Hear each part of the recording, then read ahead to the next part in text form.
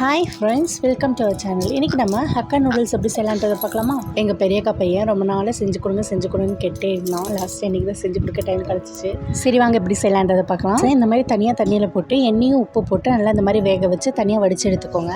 இப்போ இதில் உங்களுக்கு பிடிச்ச வெஜிடபிள்ஸ்லாம் சேர்த்துக்கலாம். நான் வந்து வெங்காயம், கேரட், பீன்ஸ், அப்புறமா கேப்சிகம் எல்லாத்துலேருந்து கொஞ்சம் கொஞ்சம் எடுத்திருக்கேன். அதுக்கப்புறம் ஒரு முட்டை, இது ஆப்ஷனல் தான். இப்போ ஒரு பாத்திரத்தில் தேவையான அளவு எண்ணெய் ஊற்றிட்டு எண்ணெயில் 1 டீஸ்பூன் இஞ்சி பூண்டு பேஸ்ட் சேர்த்துக்கோங்க. சேர்த்துட்டு நல்லா அதோட பச்சை வாசனை போகிற வரைக்கும் இந்த மாதிரி வதக்கி விட்டுக்கோங்க லோ ஃப்ளேமில். அதோட பச்சை வாசனை போனதுக்கப்புறமா நம்ம இது கூட ஆனியன் சேர்த்துட்டு நல்லா இந்த மாதிரி ஒரு கண்ணாடி பதம் ஆகிற வரைக்கும் இந்த மாதிரி வதக்கி விட்டுக்கோங்க. கண்ணாடி பதம் ஆனதுக்கப்புறமா ஒரே ஒரு தக்காளியில் பாதி தக்காளி மட்டும் நான் எடுத்திருக்கேன். தக்காளி சேர்த்துட்டு நல்லா இந்த மாதிரி மிக்ஸ் பண்ணி விட்டுக்கோங்க. இப்போது தக்காளி நல்லா வெந்ததுக்கப்புறமா இதில் நம்ம கட் பண்ணி வச்சிருந்த வெஜிடபிள்ஸ் ஒன்றுன்னா ஆட் பண்ணிக்கோங்க.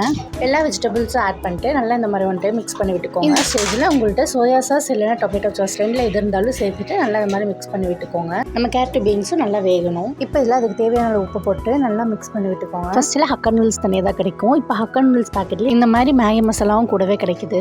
அந்த மேகி மசாலையும் இது கூட சேர்த்துட்டு நல்லா கலந்து விட்டுக்கோங்க. இப்போது நம்ம கேரட்டும் பீன்ஸும் வேகிறதுக்காக கொஞ்சமாக தண்ணி ஊற்றிட்டு வேக வச்சு எடுத்துக்கோங்க. கொஞ்சம் ஊற்றினா போதும், ஏன்னா ஆல்ரெடி நம்ம நூடுல்ஸ் வேக வச்சு எடுத்து வச்சுருக்கோம்.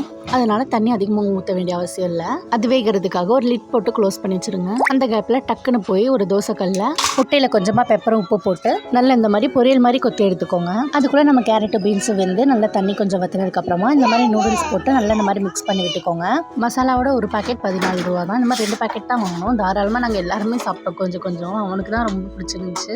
இப்போ லாஸ்ட்டே நம்ம பொரிச்சு எடுத்து வச்சிருந்த முட்டையை மேலாக இந்த மாதிரி தூவிட்டு கொஞ்சமாக கொத்தமல்லி தூவி இறக்கணும். ரொம்பவே டேஸ்டியான நூடுல்ஸ் ரெடி. இந்த மாதிரி நூடுல்ஸ் செய்கிறதால நாங்கள் ரொம்பவே ரேர் தாங்க. ஆனால் செஞ்சு சாப்பிட்றது ஒரு தனி ஃபீலிங்ஸ் தாங்க. கடைசியில் என்னோட ரியாக்ஷன் நீங்களே பாருங்கள்.